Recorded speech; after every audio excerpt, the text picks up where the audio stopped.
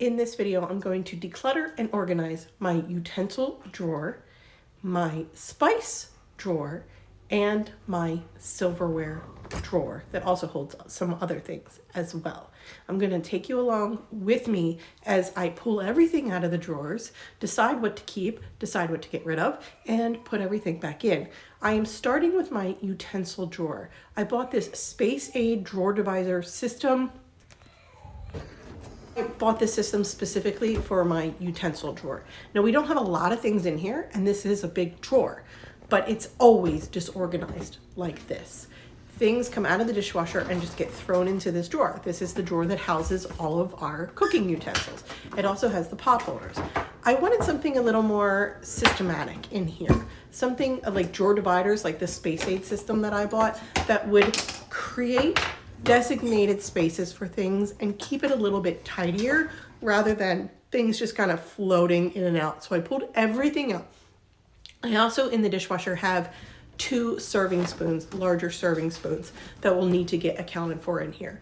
This drawer already has a liner. I bought this liner from IKEA. So I started by just taking it out, dumping it into the sink. There really wasn't a lot of food debris or dirt or anything in this drawer, and wiped it out underneath the liner. The liner itself has these grip dots on the bottom that keep it secure in the drawer from sliding around. And you also, when you buy it, it's a giant panel and you cut to fit the drawer itself. And I had done that several months ago, actually, here on YouTube with you.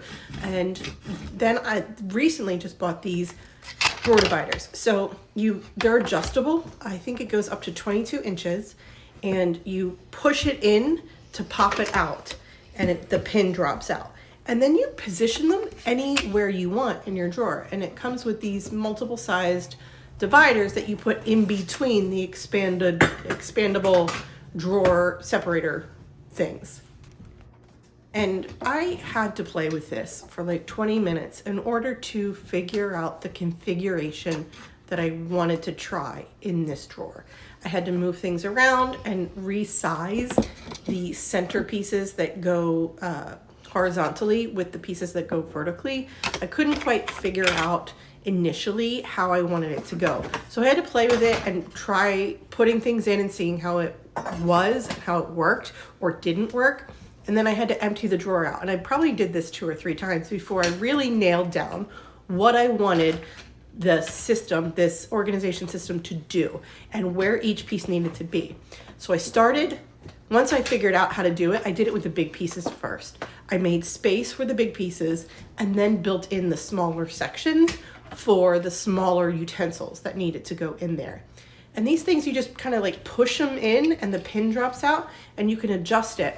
And I pushed it in and it was very secure. So my drawer must be less than 22 inches.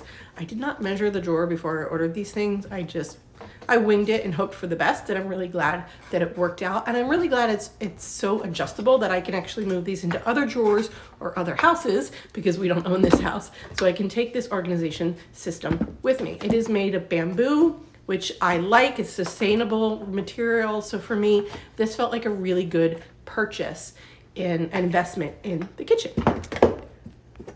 Once I nailed down where I wanted each little thing to be, then I organized by frequency. So I organized things that I use less frequently together on the right, and things I use more frequently over on the left side, just in the larger sections.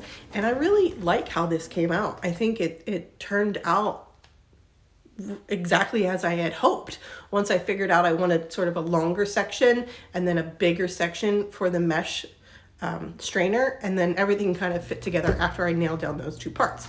And I was left with the pot holders. I think I'd like to do 3M hooks on the inside of the cabinet close to the oven, but for now it is going in my drawer with the kitchen towels. What was in there were my measuring spoons and my measuring cups. I decided I needed to put them back into the silverware drawer because the kids keep returning them from the dishwasher to that drawer anyway, because that's where they used to live. And it makes sense. So I'm going to lean into that by making it possible for the measuring cups and measuring spoons to go back where the kids keep thinking they need to go. And so I dumped out what was in the silverware drawer, and I made space for the measuring cups and the measuring spoon. And then I had to deal with everything that was left. So I just categorized what was there and grouped light things together to decide what I wanted to do with each thing. So I had already started. This section right here is just stuff I think I'm going to get rid of. These came with a gift with the chopsticks. They were a gift from a friend who is stationed in Japan, and she gave it to us last year for Christmas with a bunch of chopsticks. We actually have too many chopsticks, so I'd like to ask my husband which ones he wants to keep, because there are just too many. So we're gonna choose some of the ones, probably ones we haven't even used yet, put them in the drawer, and then the rest I'm either gonna donate or trash. So I just need to check in with him. He's the only one that uses chopsticks. Now we have a dry erase board right by the refrigerator, and so the dry erase markers live in the drawer that's closest to the refrigerator. That just logically makes sense.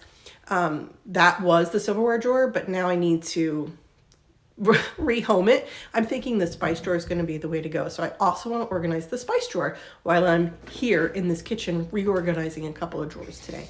So I started by just taking out all the spices. I also knew that at a minimum, if I didn't declutter any of these spices, I knew I wanted to get all of the spices out and clean the drawer, because one of the spice caps broke and spilled on the inside of the spice drawer. So at a minimum, I knew I wanted to clean this drawer and just reposition everything inside the drawer so it's a little bit easier. Things started going sideways, and there's a spice that's in there that I think it was cayenne pepper that just spilled on everything. These tracks, these spice organizer tracks, I bought 3 years ago, and they're very easy to clean. They come in a 10-foot roll, and then you just trim to fit your drawer and cut them down. And that's what I had done 3 years ago. They have been working beautifully for 3 years. I just have too many spices in this drawer for it to work adequately. And that's just accumulation of just, buying spices for recipes. And the way I cleaned them was just my all-purpose cleaner, which is Castile soap and water, and just let that soak in. And then I scrubbed them down before I put them back in the drawer. They did get stained with that cayenne pepper. It just happened. It is what it is. And so these are easy to clean, but they did get stained. So what I decided to do was just flip them over so that the stain didn't bother me.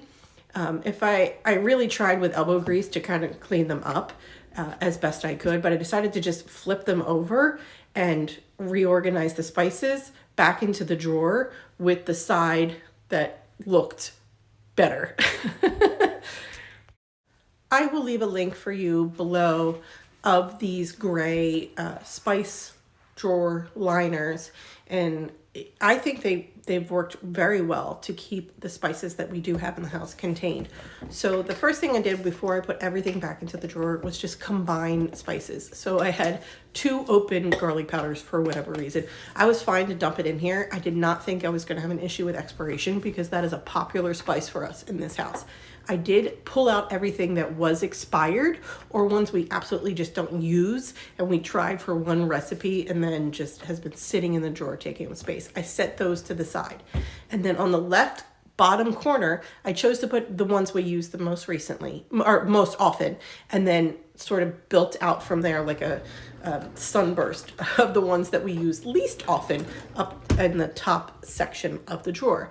And then this is everything that was in the drawer that is going to be decluttered. So an empty garlic powder container, and then the rest of these were expired or ones we just simply don't use anymore. We tried it for a recipe and now it's either gone bad, or I just know that we didn't care for the spice, so we won't use it again. And now those I'm just going to put into the recycling after I empty them. And then these little characters and the chopsticks, I'm thinking I'm going to donate. I go back and forth when it's something as used as this. I mean, the tips are kind of obviously worn, but I was thinking I could donate them. Definitely at least the ceramic characters. And then the rest of this is just trash. So here are the final results for my 3 drawers. I love these drawers. I love this organization. I've got the spoons from the dishwasher in here now, and then tucked in the back are less often used, but they have a separator now. So the ones in the front bottom are the most used utensils. And then my spice drawer, same thing. The ones in the front bottom are the ones that are most used, and then building back into the back of the drawer are the ones that I use the least. And then taco seasoning has its own special spot because we use that all the time for at least once or twice a week. We use that pretty regularly. And then my silverware drawer, the bamboo silverware organizer was already in there, but I added one of the expendable dividers. And then ultimately, once those straws are gone, that whole space is going to be open for storage because I'm not going to buy more straws. I'm trying to get glass straws or something a little more sustainable. Thank you so much for being here with me today. Here's another video for kitchen organization, and I look forward to seeing you in the next video. I hope you're doing well. Take care.